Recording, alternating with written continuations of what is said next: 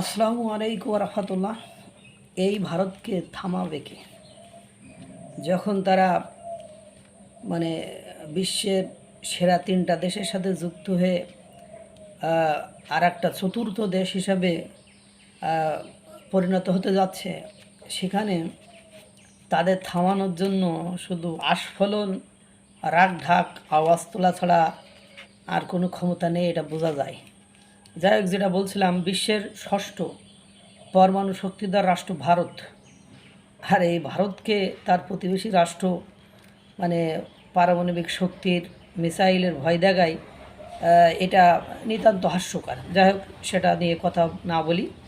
আগে কয়েকদিন বলেছি, এখন কি বলছি যে দেশটিতে নিউক্লিয়ার রিঅ্যাক্টর এর সংখ্যা 25টি, যা থেকে মেটানো হচ্ছে ভারতের 3% বিদ্যুতের চাহিদা।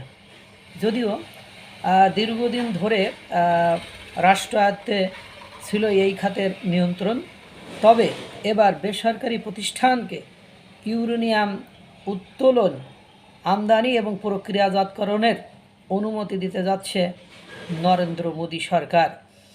2047 সালে ভারতের স্বাধীনতার 100 বছর পূর্তি হবে। 2047 সালের মধ্যে পরমাণুর মাধ্যমে বিদ্যুতের উৎপাদন বাড়াতে চায় 12 গুণ নয়াদিল্লি। এ লক্ষ্যে প্রয়োজন বিপুল বিনিয়োগ। তাই বেসরকারি প্রতিষ্ঠানকে অনুমতি প্রদানের পাশাপাশি বিদেশি বিনিয়োগের বিধিনিষেধ শিথিলের প্রসঙ্গ নিয়ে আলোচনায় বসেছে তারা। শীঘ্রই অনুমতি প্রদানের জন্য তৈরি হতে পারে রেগুলেটরি ফ্রেমওয়ার্ক। পরিকল্পনা বাস্তবায়ন হলে মোট বিদ্যুতের 5% সরবরাহ করা যাবে পরমাণু বিদ্যুৎ কেন্দ্রের মাধ্যমে। পরমাণু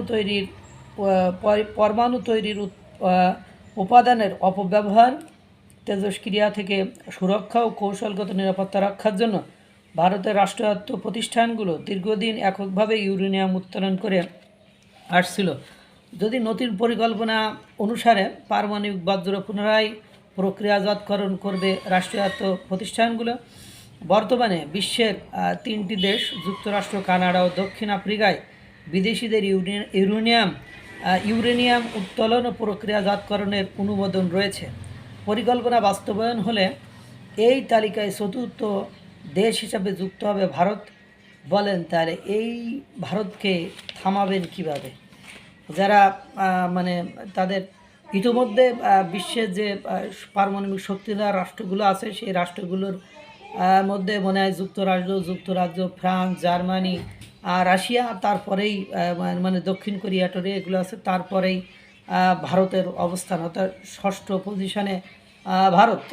আর সেই ভারত ইউরেনিয়াম উত্তোলনে এতদিন রাষ্ট্রায়ত্ত প্রতিষ্ঠানগুলো কাজ করেছিল, এখন বাইরের প্রতিষ্ঠানকে অনুমোদন দেবে। এবং গতকাল স্বাধীনতা দিবস উপলক্ষে নরেন্দ্র মোদীর ভাষণটা শুনেছেন যে দেশি দামে সস্তা, দম বেশি, এই নীতিতেই তারা দেশের অভ্যন্তরে সব কিছু উৎপাদন করবে এবং সেটা দিয়েই দেশকে সমৃদ্ধির দিকে নিয়ে যাবে। এবং বিশ্বের কিছু বাঘা বাঘা রাষ্ট্র, রাশিয়া, ইসরায়েল, তারা ভারতের পেছনে প্রত্যক্ষ এবং পরোক্ষভাবে কাজ করছে এবং করবে বলে মনে হয়। এই ভারতকে থামানো শুধু কয়েকটা মিসাইলের হুঙ্কার দিলেই কি থেমে যাবে?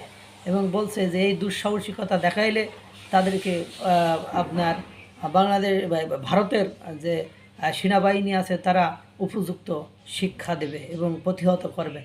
আল্লাহ তাআলা সকলকে ভালো রাখুক, সুস্থ রাখুক। আসসালামু আলাইকুম রহমতুল্লাহ।